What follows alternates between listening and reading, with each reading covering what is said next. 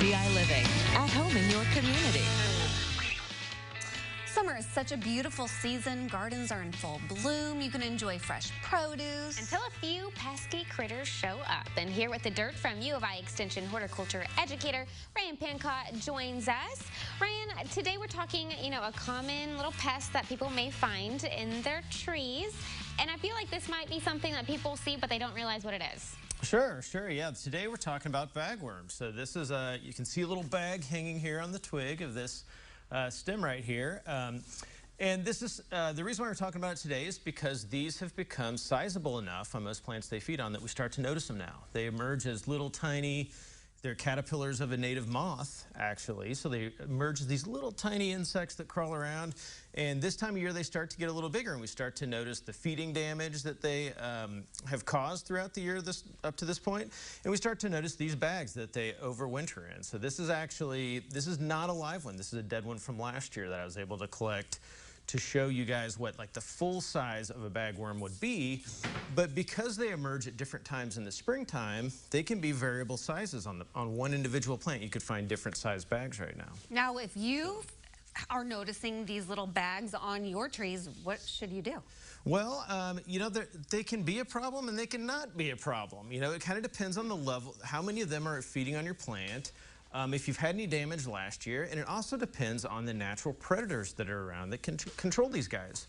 Where there's lots of just common pollinators that are commonly around in native plant communities that actually predate these insects and can control them. So interestingly, there's a 2005 study done by the Department of Entomology right here at U of I that looked at how closely do you need to plant, or if you plant flowering plants close to your shrubs, will it control bagworms? And they showed that some of these plants that had, flowers close to them had about 70% control of the bagworms, whereas other plants in the study had less. So that's a case for, a really simple control measure is to add more nectar-producing plants around your property, and that will bring in the pollinators that actually can predate these guys. So the reason why these bags were left after last year is because the female inside these was probably predated by one of these predators. Okay, stop. What does predated mean? Ate.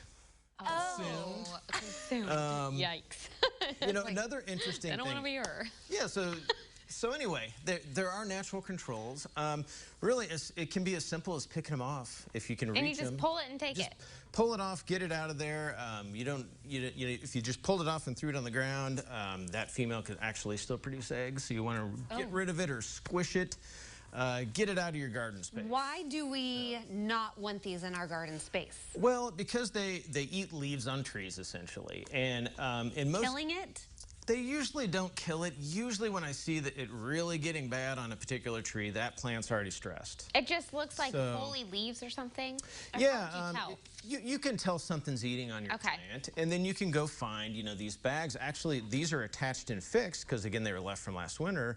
But they're crawling around, pulling their bag with them. And then they'll actually kind of use the silk they use to make their bag to kind of attach it temporarily, and the caterpillar will stick out and feed, and then they'll kind of move around and attach to the plant. But you can actually see moving little bags on your plant where they're feeding at. So if you look close enough, you'll notice. I honestly don't think I would have thought that was alive. If I would see this on a tree, I would just think it's part of the tree. Well, it's a really cool adaptation that camouflages them because for a lot of these predators, they look a lot like part of the plant, because these are actually needles off this arborvitae that are incorporated into that case they make. And you'll see everything from the fruits to the needles to little chunks of bark that they just glob together to make their little bags and camouflage them. So that bagworm didn't do this? No, this was a result of where it attached at, and it actually kind of strangled the stem. So it didn't, sorry, that's a little confusing. Okay, that's not the damage. Oh my word, it just killed that tree, that stinking bagworm? No, that's a little misleading. Okay. You would see just missing foliage. You'd see bare limbs that were stripped of. A lot of times they're on evergreen plants like this, but they also feed on deciduous trees like oak trees and maples. And so a lot of times they're mistaken for damage of something else that folks call in, and we find out it was maybe bagworm. So no need to panic, just maybe dispose. No need to panic, just watch it. If you had a bad infestation this year, something to maybe worry about a little bit more next year, but rarely Keep is an it eye going out. to kill a plant in one Okay. year. So. Good Word to know. infestation.